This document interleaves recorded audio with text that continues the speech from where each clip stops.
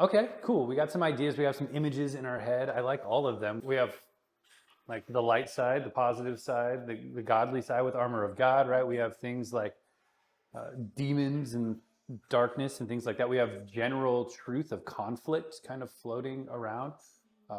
So there's this wide range, and yeah, those are all elements and aspects and really cool examples of spiritual warfare. So Paul says in Ephesians 6:12, "For we do not wrestle against flesh and blood, but against the rulers, against the authorities, against the cosmic powers over this present darkness, against the spiritual forces of evil in the heavenly places." And that's one of the things we really, really want to hone in tonight is perspective and context and this kind of paradigm, this angle of seeing reality that maybe we weren't seeing fully, or we were just seeing different aspects, or not at all. We want to kind of illuminate the different facets like a diamond. There's more to life than this or this.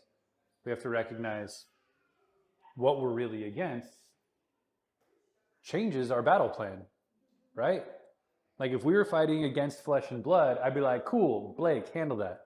Right? Like, you know what I'm saying? Like, that's a different strategy than how we would go against, whatever else is facing us, right? So this does determine what we do and how we go. So that's a big part of tonight is recognizing that we need to renew our mind, right? And that's a big part of what we've been talking about so far. A big part of what we've been talking about so far is renewing our mind. And we want to see this stuff in different angles and different perspectives. And hopefully I can illuminate some of those tonight, and Jennifer can illuminate some of those tonight with some stories or some analogies or some examples or some movie clips or whatever. A word for me that sticks out is wrestle. We don't wrestle against. And so this is hard.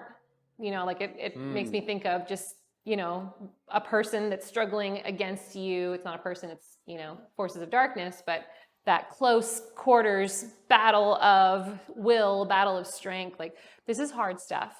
And so there's grace for wherever you're at, because we've been there too, like whether it's like a low place or a high place. And this is something we all need to learn how to do better. The flesh and blood kind of stands out to me as well. This idea, which comes back to who we're against. So it's so easy for us to get into an us and them kind of battle. And I need to recognize that whoever it is that's offending me or hurting me or attacking me that I want to lash back at, it's not them that I am angry with or that I hate. Now, they can partner with stuff and they can make bad choices, and I'm not going to deny that at all whatsoever. But the influence behind that, right?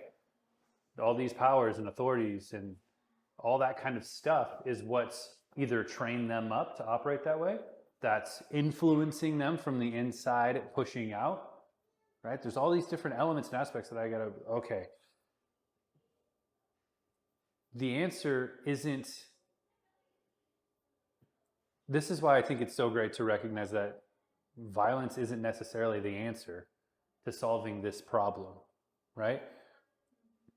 Because if that person is put out of commission, the demonic force or power or whatever behind them can come around. And I'm not carte blanche pacifism either. I'm not pushing any angle on that. I'm just saying, well, if I just beat them up until they do it, till they knock it off, then it'll be fine. But it won't be fine, right? It hasn't dealt with what else is going on. So that's where my head goes. We're familiar, a lot of us are familiar with this passage in spiritual warfare, where Daniel has prayed and he's awaiting insight and answers from the Lord. Gabriel, the angel, is coming to deliver a message to Daniel, but he can't get through because there is such a heavy spiritual battle going on that he needs reinforcements. Like, that is crazy to think about. Like, there's a literal war going on, people. There is a literal war going on, and you were born into it. You were born into it. And so there's a battle that's happening, and Daniel is awaiting this answer, and this messenger from God, Gabriel, this messenger from God, is supposed to be coming down to give clarity. And he calls out for Michael to help him out. to help him. So this is what it says. The prince of the kingdom of Persia withstood me 21 days. But Michael, one of the chief princes, one of the angels or archangel, it might be in your translation, came to help me, for I was left there with the kings of Persia. Now, a lot of people, I'm not going to get too deep in the exegesis of this and breaking it down, but these are demonic spiritual forces over particular regions and ideas, right? So we think of idols and idol worship and gods of particular territories. A lot of that can pretty much just be chalked up to the demonic, right? There are spiritual forces that are coming against us that have built up powers and built up standards and built up these fortified regions that impact what's going on in them physically and spiritually. Now, I know that you've experienced this most likely. Have you ever gone into a place, maybe it was a marketplace, maybe it was a different region, a different country, maybe it was a region in this country, maybe it was a particular person's house, whatever it was, and you walked in and the spiritual atmosphere was different.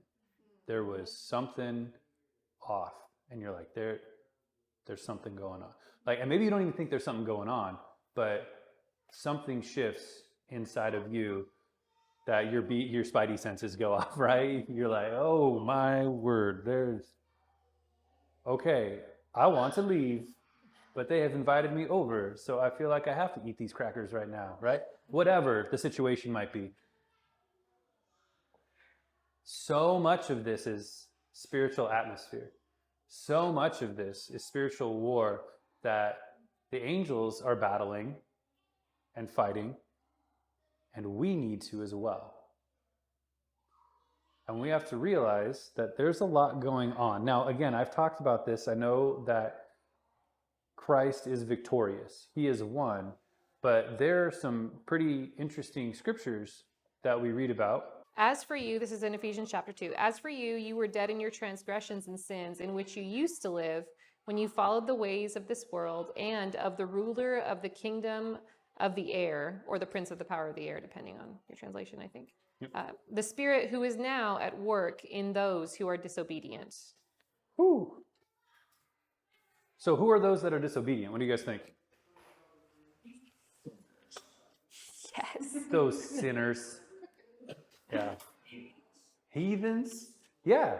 So the ones that are walking in disobedience are the ones that are walking against the instruction of the king, right? Like, if you're disobedience, that means there's a way that you should be, and the way that you should be is whatever God's way is, and there's a way that you walk against that and you disobey, and that is the children of disobedience. And so that means, again, we go back,